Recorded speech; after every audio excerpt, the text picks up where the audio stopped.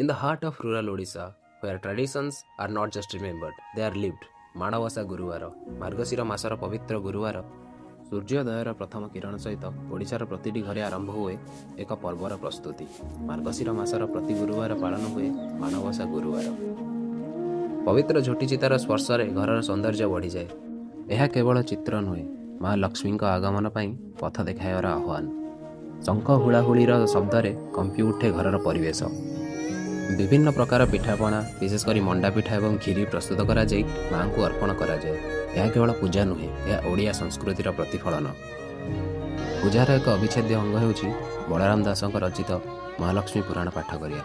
ପ୍ରତିଟି ଘରେ ପାଠ କରାଯାଏ ଏହି ଲକ୍ଷ୍ମୀ ପୁରାଣ। ଏହି ପର୍ବ ଆମକୁ ଶିଖାଇଥାଏ ଯେ ପରମ୍ପରା ବଞ୍ଚି ରହେ ଯେତେବେଳେ ଆମେ ଏହାକୁ ଆଗକୁ ବହନ କରୁ।